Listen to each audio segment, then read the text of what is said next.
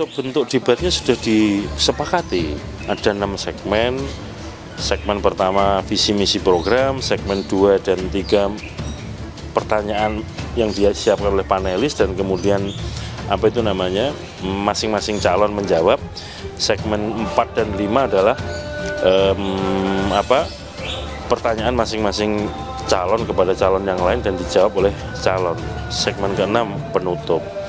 Jadi memang modelnya seperti itu. 4 dan 5 pun akan begitu, debat ke-4 dan ke-5 pun akan begitu. Dikritik Jokowi, KPU tegaskan tak akan ubah format debat Capres-Cawapres 2024 sekalipun Jokowi yang minta. Itu masukan ya dari Presiden. Presiden berharap agar masyarakat mendapatkan edukasi dari perdebatan yang ada di dalam debat itu. Sehingga dengan edukasi kualitas demokrasi kita kan semakin baik gitu. Saya kira masukan-masukan itu sekarang tinggal dievaluasi lagi oleh KPU. Jadi cukup itu. Karena kalau diubah nanti jadi pertanyaan, kenapa diubah? Gitu. Karena sudah 3 kali debat. Yang harus ditanyakan gini, apa yang kurang substansi dari debat itu? Apa yang format yang ini? Kan gini, format debat itu bagian dari format yang kita susun bersama-sama antara KPU dan tim paslon.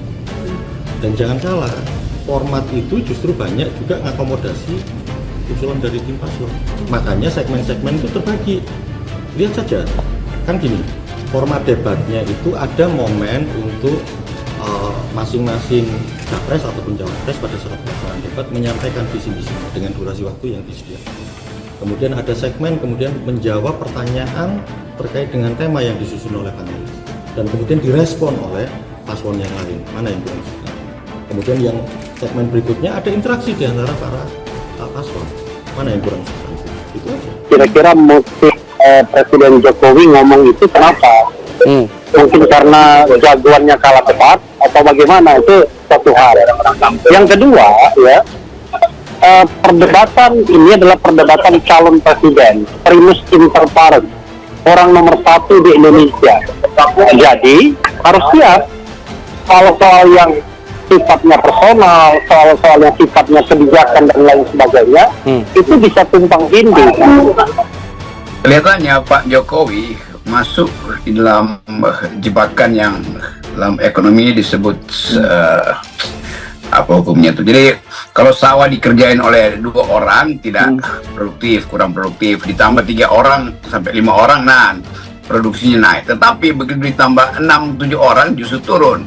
Karena jumlah orang yang bekerja itu menyebabkan tidak efisien untuk mengolah. The law of diminishing return itu. Ini juga yang terjadi sebetulnya. Inputnya ditambah, kapasitasnya nggak bisa bertumbuh lagi tuh. Justru begitu ditambah input, itu petani yang injak-injak sawah itu saling senggol-senggolan, bukan efektif tuh. Kira-kira begitu yang saya tangkap. Kenapa Pak Jokowi gelisah? Karena dia berharap di hari-hari terakhir ditambah inputnya, ditambah balihonya, ditambah perlengkapan untuk perang, justru makin memberatkan ladangnya Prabowo kan. Itu yang terjadi kenapa Jokowi kemudian makin cemas tuh. Maka dia mulai cawe-cawe lagi tuh, rubah format debat. Dan demi siapa? Tentu orang tahu demi Gibran, demi 02, karena Jokowi berpihak pada 02. Nah itu intinya, dia menginginkan format debat dirubah supaya 02 tidak terpojok. Kan ketahuan motifnya kan jadinya kan. Jadi buat apa Jokowi masuk di dalam jebakan diminishing return itu?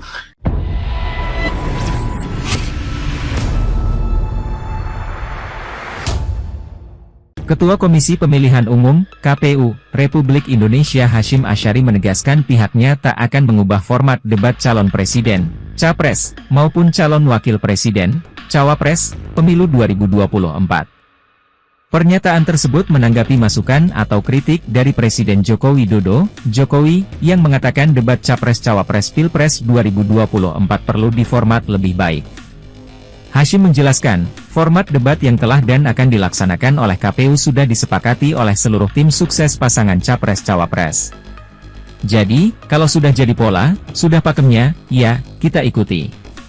Kalau ada perubahan, pasti akan menimbulkan pertanyaan berikutnya, kenapa polanya diubah, kata Hasyim di Jakarta, Selasa, 9 Januari 2024. Dia pun menegaskan pihaknya tidak akan membuat rambu-rambu baru pada debat berikutnya, yang masih akan berlangsung 2 kali, yakni debat keempat yang akan menampilkan cawapres yang akan menampilkan capres. Menurut Hashim, panduan pada setiap segmen debat capres-cawapres pemilu 2024 sudah jelas, sehingga tidak perlu peraturan tambahan lain.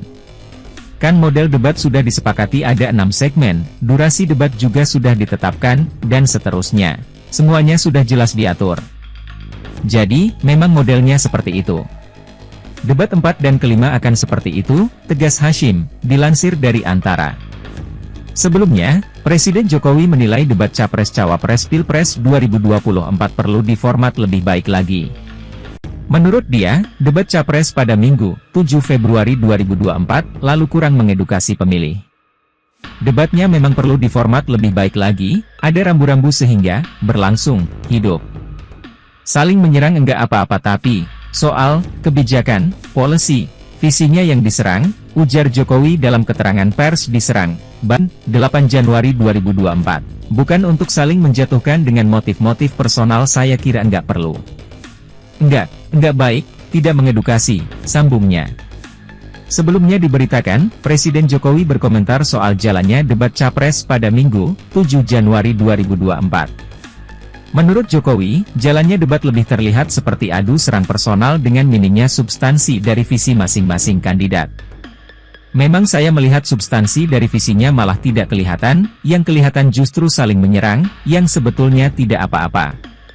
Asal kebijakan, asal policy, asal visi tidak apa-apa, kata Jokowi kepada wartawan, Senin, 8 Januari 2024. Jokowi mencatat, debat Capres yang mengangkat tema soal pertahanan, keamanan, geopolitik, dan hubungan internasional, minim substansi dan lebih berisi penyerangan secara personal dan pribadi.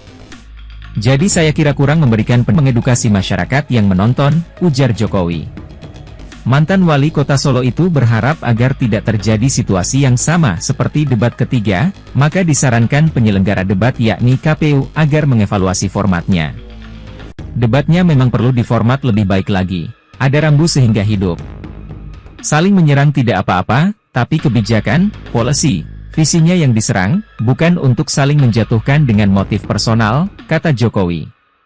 Saya kira tidak baik, saling menyerang, dan tidak mengedukasi, ucap Capres nomor urut 2, Prabowo Subianto, menjadi bulan-bulanan 2 capres lainnya karena statusnya sebagai pemegang kebijakan pertahanan. Namun demikian, upaya 2 kandidat lain mengkritisi kebijakan Prabowo justru direspons negatif oleh Jokowi. Ayah dari Gibran Raka Buming Raka itu menyayangkan penyelenggaraan debat calon presiden, capres, ketiga yang dinilai seakan kehilangan substansi, karena saling serang personal. Jadi saya malah agak terkejut Pak Presiden kok berkomentar soal debat ya. Jadi saya tidak mau berkomentar terlalu banyak dah, biar publik saja nanti yang menilai, kata Anies. Anies juga heran jika debat disimpulkan menyerang personal. Dia berkukuh bahwa debat minggu kemarin hanya membahas gagasan yang dibawa oleh masing-masing capres. Ex-Gubernur DKI Jakarta ini pun enggan berspekulasi lebih jauh terkait komentar Jokowi yang seakan membela capres nomor urut 2 Prabowo Subianto. Dia menekankan bahwa netralitas yang pernah disampaikan harus selalu. Saya tidak tahu apakah Presiden membantu atau tidak. Seperti pernyataan beliau, saya masih pegang bahwa beliau menyatakan netral, kami berpandangan itu harus dipegang terus, ujarnya. Sebelumnya, Presiden Joko Widodo, Jokowi, menyayangkan penyelenggaraan debat calon presiden, capres, ketiga yang dinilai seakan kehilangan substansi. Pertama, saya memang melihat, substansi dari visi, kontestan, malah tidak kelihatan. Yang kelihatan justru saling menyerang, yang sebetulnya enggak apa-apa, asal, itu soal, kebijakan, asal policy, asal visi enggak apa-apa, ujarnya di rumah makan Kampung Kecil Serang, Banten. Orang nomor 1 di Indonesia itu mengatakan bahwa dalam penyelenggaraan debat yang mempertemukan Anies Baswedan, Prabowo Subianto, dan Ganjar Pranowo itu justru lebih mengedepankan saling menyerang personal. Namun, kalau yang sudah menyerang personal, pribadi yang tidak ada hubungan dengan konteks debat mengenai apa hubungan internasional, mengenai geopolitik, saya kira kurang memberikan pendidikan, kurang mengedukasi masyarakat yang menonton, katanya. Kepala negara pun berharap sebenarnya agar debat antara kontestan yang akan menjadi pemimpin negara seharusnya lebih memberikan edukasi kepada penonton atau masyarakat.